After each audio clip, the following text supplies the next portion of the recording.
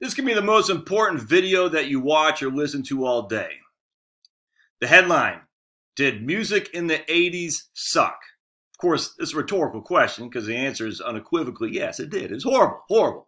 At least the mainstream music. And so there's a little bit of a debate on some of the websites I frequent that I found interesting that I want to share with you here. So let me set the stage here. A poor kid in Maine, all right, is living on an island in Maine, as I've told you many, many times, all right. The only music we got was a record store in Portland I'd get, and I got the Aerosmith Greatest Hits for $3.99 on 12-inch vinyl. I get that's where I got my Black Sabbath. That's where I got my AC/DC.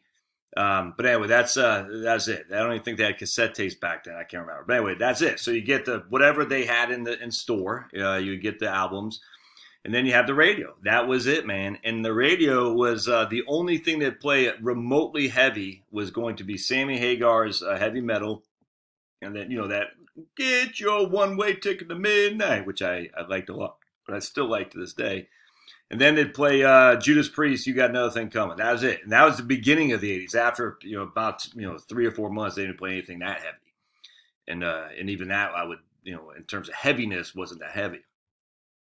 So from the early to mid 80s, I'm a kid in Maine. That's all you could listen to. I'll never forget when my mom remarried to this guy who lived in we got off the island, moved to Portland. My mom found a guy she remarried, and we moved in with him in another part of Maine and taking a school bus. And just, they always have to just listen to WBLM radio. When I'm getting dressed, I literally is punishing. And WBLM was a heavy rock station, or the rock station. Oh, it was horrible. So I go, finally, my mom kicks me out of the house. I go, but should I go down to the DC area to live with my dad. I'll never forget sitting in this guy's named Tim. He had a 4-door Chevy, not Camaro, Chevy Chevette, 4-door off-white Chevy Chevette, sitting in his car. And he put on Void. And Void was a DC punk band. And I remember I was like, we're sitting outside the Wheaton Mall getting ready to go in there. I think we're going to Little Caesars to get something to eat. And I'll never, ever, ever forget that. I said, what the hell is that? That was like, that was like, I said, for the last 4 years, I've never heard anything like this. The only thing I would hear was, the 70s, because it still plays 70s and 60s rock, because that was considered, classical rock. They still play Led Zeppelin, which I enjoyed much, the Doors, which I liked a lot. Never got the Beatles. It'd still play, all that, and at least we had some kind of semblance of rock and roll, even if it wasn't heavier rock. But I'll never forget, I was like, and it just all made sense. It all made sense. Imagine how people who's, if you ever watch The Simpsons, you see Barney when he drinks his first beer. You know what I'm saying? That's how I felt with listening to Void. I was like, oh, where have you been all my life? And then he threw on this cassette tape, A Minor Threat, where they actually dropped F-bombs. I was like, oh, it was like, man, it was insane. I'll never forget that. All right, so let's go in these articles. It's interesting. And so after that, we go frequent the shows. We see all these bands, and I saw Slayer and Exploited, Cro-Mags. It was nuts, man. It was fantastic. And then I remember when I went back to see my friends in the DC area in the Maine, and just how stagnant they were, and just how lucky I felt to have gotten out of there. Let's just put it that way. How stagnant they were relative to. Just because that was for the internet, my friends. It's for even before, like, I don't know, most of us didn't have cable back then because it was expensive. Maine's a poor state, always has been, still is, and back then it's still, it's just as poor. I think one guy in the whole neighborhood on Peak Island had cable, or even a color TV. I can't remember, but no one had it, and so we didn't have access or exposures to other stuff. And so having the exposure by living in DC and going back to Maine, it's just they were still in their hippy dippy stuff and. Listen to Grateful Dead and stuff. It was actually kind of embarrassing because you're like, man, you're regressing, you're going back to the day, and things like music and culture have changed going forward. It was actually kind of a little of arrogance because I was pretty liberal back then. I mean, I was very, very liberal, so I kind of felt it was kind of like the arrogance of not inner city, but the mainstream liberals in Brooklyn and stuff who looked down the rest of America. I kind of had that. It's like, oh, I found a better way. The DC area with all kinds of new exposure to music and culture, and you guys look at you still in your quaint, antiquated way of looking at things. It was looking down, no other way around that, and that's, I think, a tendency of liberals actually is to say, oh, I found a better way. You guys are, and I had that because I was liberal. I'm telling you, man. I'll never forget going back and talk to these guys, just feeling superior, like, oh yeah, I know. Anyway, it's funny, and then it's funny because when I got the Army, I was on a break from the Army. I remember going back to my island, and a friend of mine who I grew up with on the island was there too at the same time. It was ironic, and he actually had escaped the island in Maine and moved to Seattle, and I thought that was pretty cool. I said, yeah, okay. And so by then I had changed. I wasn't a liberal anymore. By then I was just kind of what I am now, more of a economic populist, a libertarian. And I remember that guy, and he had become a chef in Seattle. And I said, all right, that's pretty cool. So while he and I had moved out, the rest of the folks had stayed back. And I just felt kind of bad for them. I mean, they got, some got pregnant, some stuff like that. Just it was Portland, Maine or bust. And it's kind of sad. But I actually on Facebook, this is one of the benefits of Facebook. I'm not getting back on it, but I came across a couple of my old friends from Facebook, and one guy, my best friend, he had moved to LA and was literally in music and metal and stuff, and traveled the world. I think it was either in a band or he was like the promoter of I can't remember, but he showed me some pictures of him and his long hair, and that was pretty cool. So some of us were able to get out, which was nice, but the vast majority of most towns, they stay because it's their comfort level, man. The vast majority. All right, so enough of me. Let's go and read these articles. I think it's pretty funny. That's okay. Quicken Loans. All right, so Quicken Loans urges Americans to switch to a 15-year. Don't do that. It's funny. They used to. All right, so here we go. Here's American Greatness, amgreatness.com. A guy named Eric Root, Dateline July 12, 2019. Music in the 80s sucked. And for those of you on the podcast, they got a picture of Lee Greenwood holding the American flag. So let's read this. In an excellent essay making the case that pop music was at its zenith in 1984, Julie Kelly writes that the era represented a patriotic swoon. Oh, God, come on, man. Stop. I mean, look, I love America, and I'm, pretty conservative, but just let's not put... I hate when conservatives try to make the culture what it's not. It's embarrassing. She might have also mentioned the same year Lee Greenwood released God Bless the USA, the most patriotic song of the year, though it was not, strictly speaking, a pop song. The year 1984 may have been the high point of pop and rock, but that's not saying much exactly. If I may, I'll never forget, and this is going to be another, for you think this is another kind of tangent. There was a guy, a conservative, I forgot who he was, who had written in the Wall Street Journal about music was reflecting a more conservative voice of the youth because of people like this is like the late 90s, the Backstreet Boys and some of those other pop rock bands. And I will never, ever forget. It was embarrassing. I was embarrassed to be a conservative, hearing people try to impute that horrible music into conservatism. I said, it was a pretty prominent conservative. I forgot who it was. I hope it wasn't Bill Kristol. It probably was. Anyway, I don't remember who it was, but I had actually written a response in the Wall Street Journal saying, you guys are foolish. If you only would have opened your eyes, you would have recognized there was a lot of very pro-American bands in the 80s. But, they were, the mainstream. This is where conservatism and I completely fork in the road. Mainstream conservatism is literally mainstream. What I mean by that is, the 80s music of you're like, oh, it's soulless, essentially. A lot of that mainstream conservatism is soulless. It's pretense. So the 80s music was pretentious. No other way around. It's pretending things are happy. Kind of like the Lego movie. Everything is awesome. Everything is cool when you work like a team. That would be part and parcel of conservatism from the outside looking in, literally. And so hearing people, and I don't know who Julie Kelly is, But hearing people like this guy in the Wall Street Journal say, "Oh, the pop music of the Backstreet Boys represents a change to conservative values among the youth," man, it's embarrassing. Don't do that. It's like, look, if you're living in Fairfax Station, that might be representative, but I'm just telling you, that's not what the youth is looking at. Just because there's some freaking pop song, that's corporate America bringing that to you, man. There's no soul there. I mean, that's what they're doing. They're bringing it to you. So idiots like this guy can say, "Oh, look, conservatism is taking over the youth." That's corporatist stuff, man. It's just not. It's soulless. All right, so let's keep going. Oops. There we go. All right, so the entire decade is more notable for the musical malaise it created. As a music director for radio stations during that decade, I should know. It was during the 80s that radio stations began to tighten their playlist, all to the happy applause of corporate media execs. Exactly.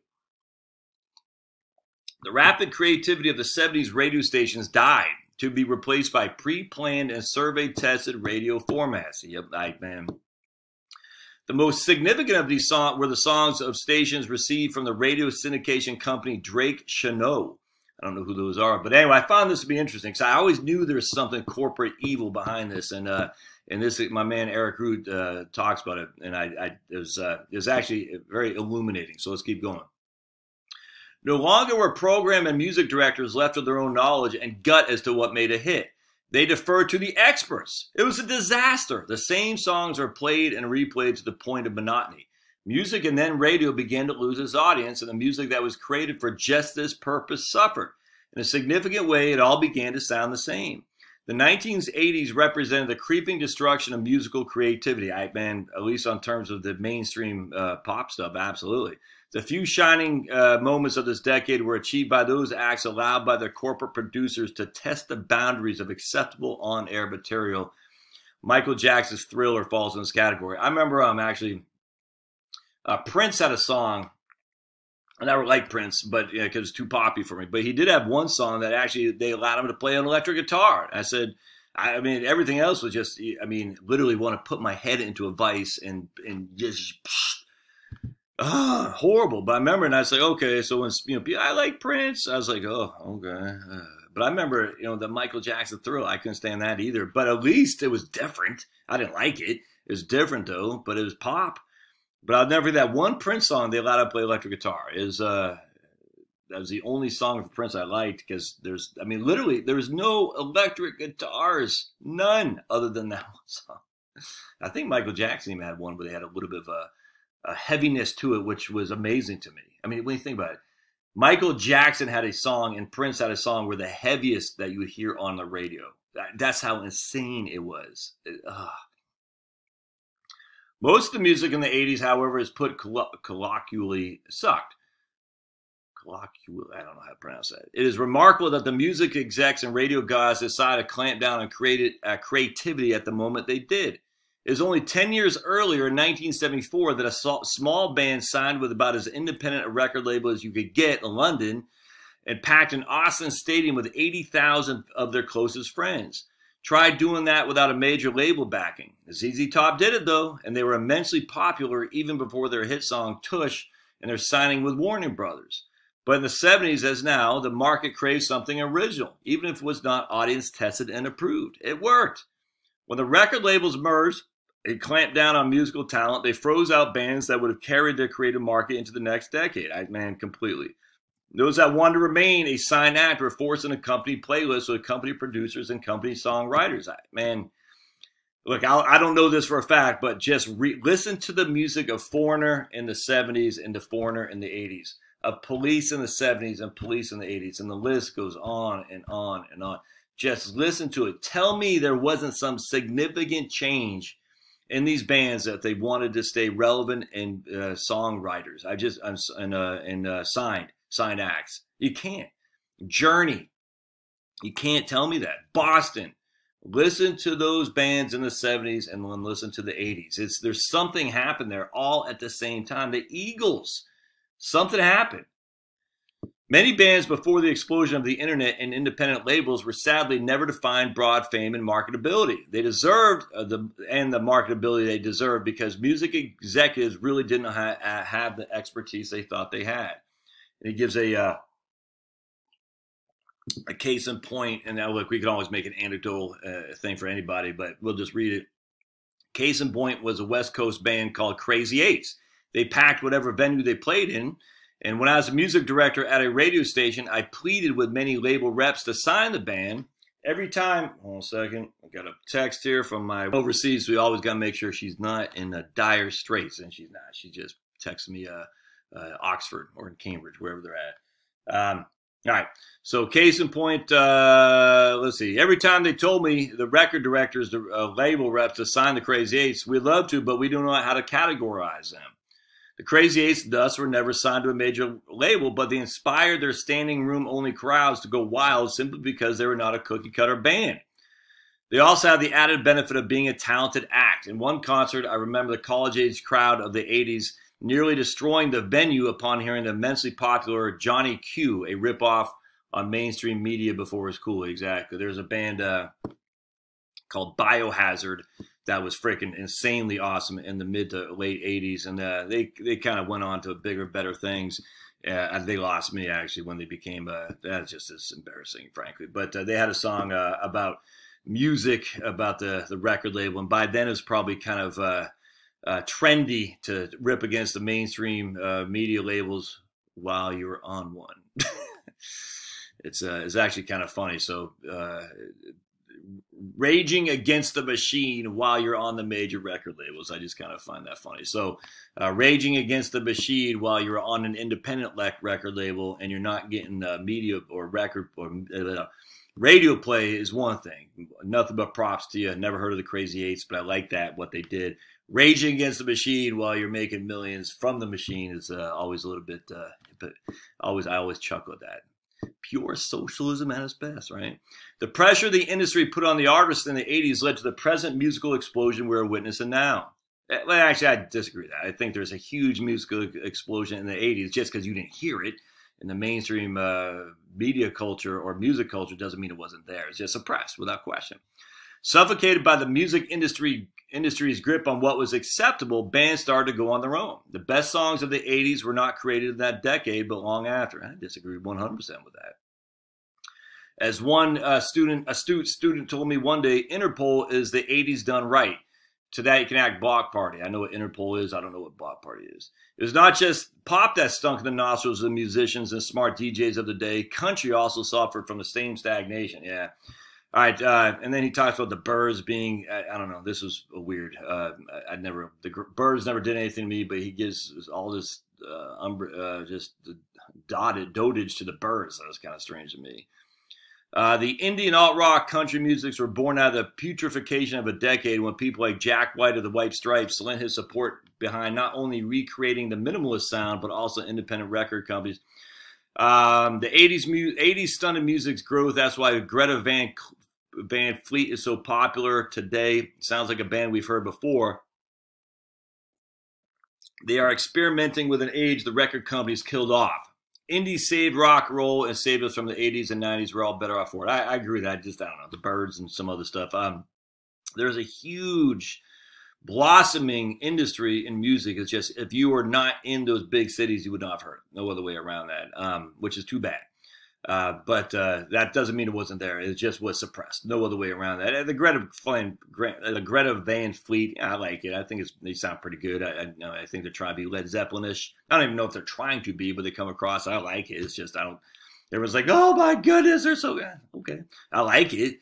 But nowadays, you don't need a Greta Van Fleet to get the music that you crave. It's all out there. It's freaking what makes it awesome. There's so much out there. It's fantastic. And you don't need corporate execs, media titans who've done their freaking testing, which is why these politicians need to follow. That's why Trump is so popular. Even Bernie, even though Bernie's kind of a corporate guy. I mean, he's witnessed by his 3 houses. But they speak differently than the tried and true tested of the Karl Rove and James Carville days. I mean, those guys said, we're going to do these testing to see what you think.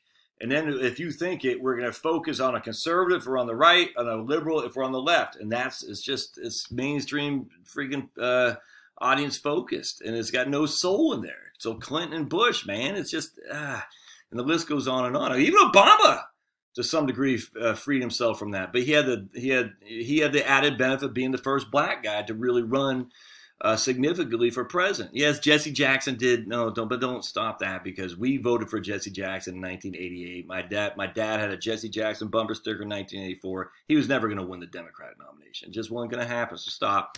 Obama was the first prominent black guy who could get into office for sure. And that helped him. No other way around that. No other way around that. It hurt Jesse Jackson, but it helped Obama. And that's fine. I don't find that debatable. All right, so I take issue with some of the stuff, but let's go into this guy here.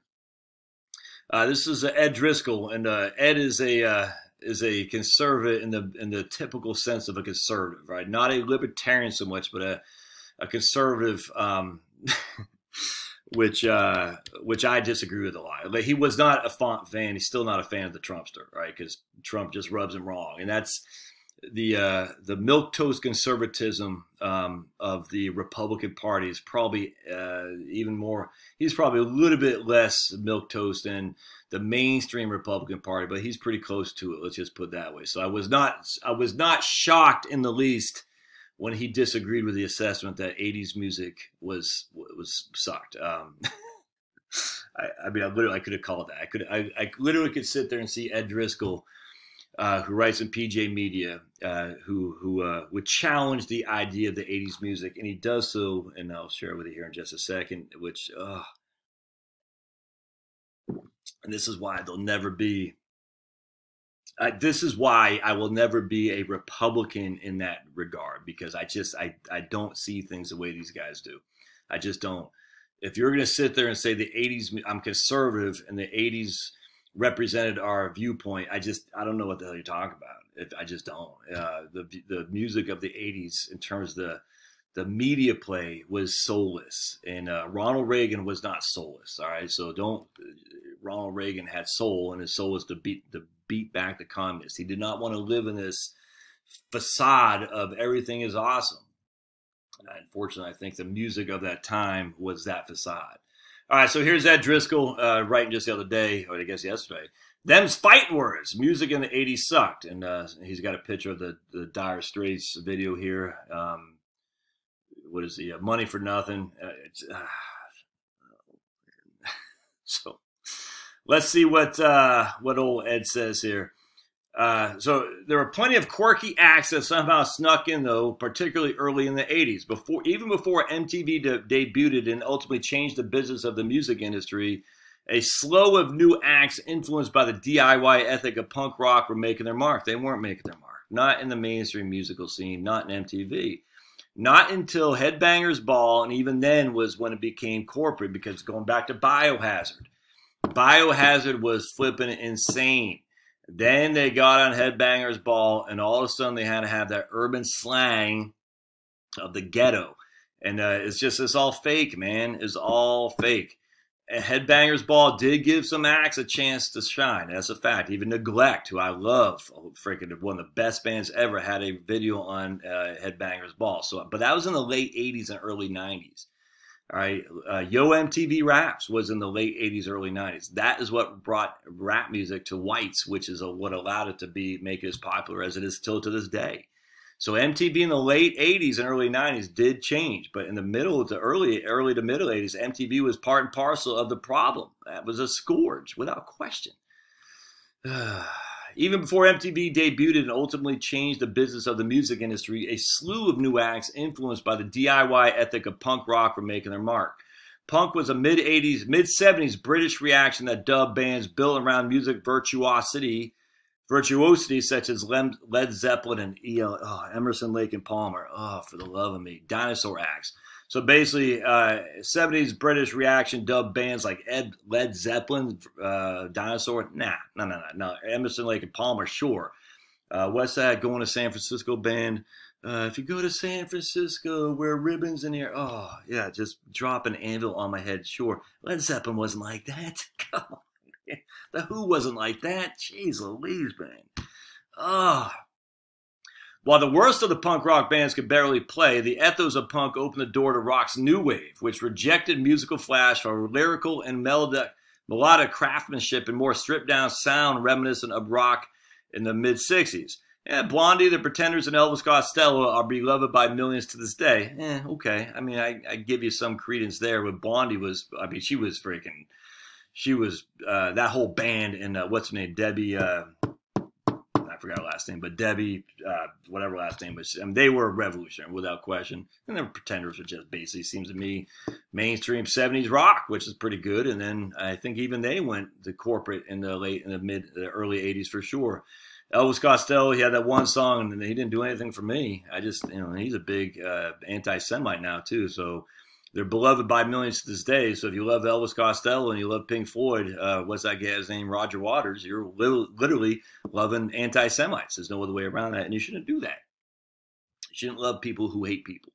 The best new wave acts quickliest. In fact, just for the record, I never liked Pink Floyd. They never did anything for me. I've never understood the love of Pink Floyd. I almost think it's almost one of those things, well, everybody loves Pink Floyd, so I better love Pink Floyd. It's the weirdest thing ever. I never understood it. It never has done anything for me. That band has always just like, oh, why? I never understood it. And I'd listen to the Beatles any day of the week over listening to Pink Floyd. Pink Floyd has always just bored me. They had that one song, Wish You Were Here. I like that song. But other than that, everything else, I just like, just boring. It wasn't good. And I can listen to long songs, like the Grateful Dead. I can listen to those long songs. I enjoy those immensely. Hell, I just posted about Iron Maidens having long 8-9 minute long songs. I can listen to the long stuff. I don't need the 3-minute media stuff. But Pink Floyd just really, I just never understood the people. Just weird to me in that. Weird. But even stranger bands quickly gained a foothold in the early 80s. As original MTV Martha Quinn told the Television Academy Foundation in a recent interview, when MTV debuted in August of 81, they were so desperate for new videos that rather than run another Rod Stewart or Styx, another band, listen to them in the 70s, listen to them in the 80s. Tell me somebody from corporate headquarters did not say, if you want to stay on a record, you got to change. Tell me that didn't happen. They were forced to run videos by strange British bands that no one ever heard of over and over again, simply because these acts had videos they created. Often shot on very low budgets for exposure on the BBC, and in Europe where touring is often less profitable than the U.S. This right here is part and parcel of the demise of the 80s. All right here. The microchip powers the 80s DIY revolution. For listeners, this blend of artistry made the 80s as fun a mix as old acts slightly past their freshness and quirky newcomers all benefiting from a revolution in music technology. Did you hear what he said? For listeners, this blend of artistry made the 80s a fun mix of old acts slightly past their freshness. Foreigner, Journey, Styx, you name it, Heart, Pat Benatar, they all did the same thing.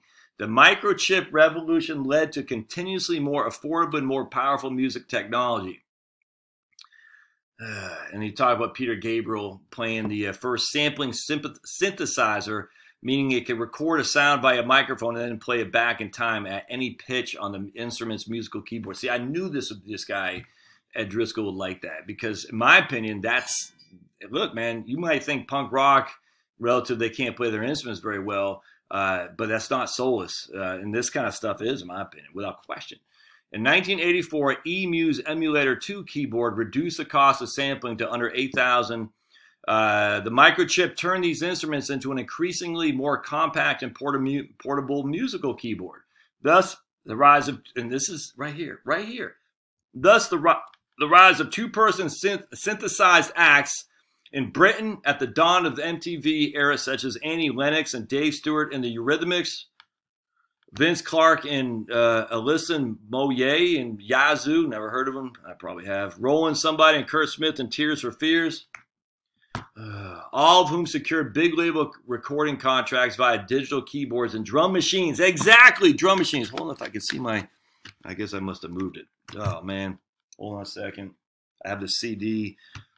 Shoot. Hold on just a sec. So we got Kurt Smith and Tears for Fears, all of whom secured big label recordings via digital keyboards and drum machines and got massive airplay on MTV. Yes, kids, it's true. MTV was once actually dominated by musical videos. All right, so I want to share you a song here. This is from a band called the FUs from Boston. These are when they're older right there. But the FUs were probably are probably one of my favorite bands of all time. Just insane.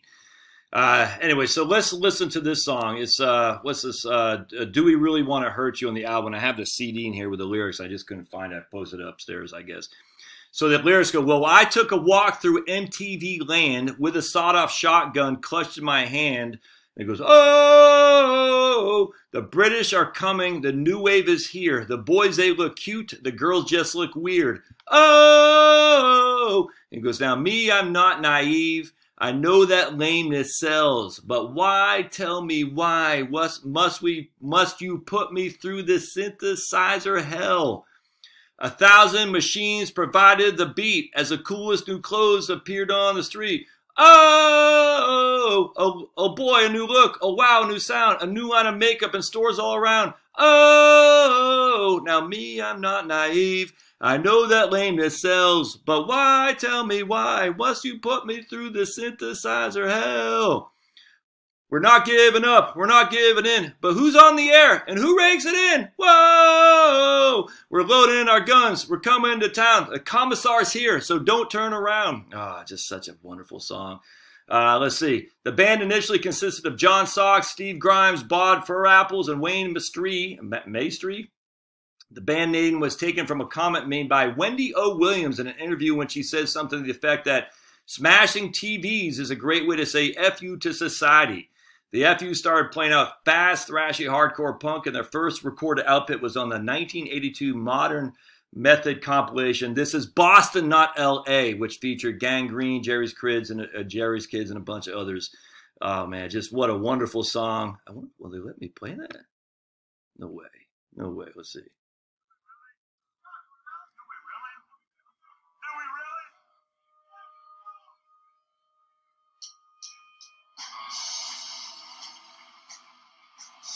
Oh.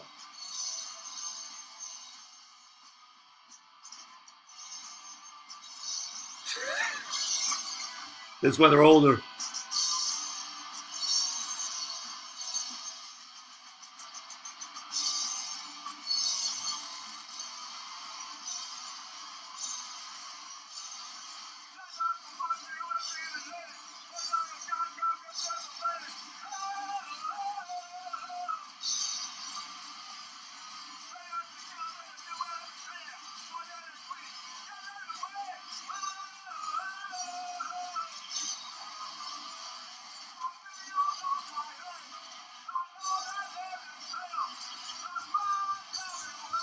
Must you put me through that synthesizer hell? All right, so for a kid coming from Maine, and the hardest thing I heard on the radio was Sammy Hagar's heavy metal and Judas Priest, You Got Another Thing Coming. I could only hear those like at late at night, that post 9 o'clock after primetime call-in shows on WBLM. That right there going to... it was like crack cocaine. I was like, oh. Well, actually, while I'm just yapping here, let's find the Void. We're gonna find Void. Who Are You? So hold on just a sec. All right, so here comes Void. I probably won't play the whole thing for you just because it's. But anyway, here we'll just. All right, so remember that the background from where I came into this when I moved to the DC area. All right, ready? Oops. Oh man.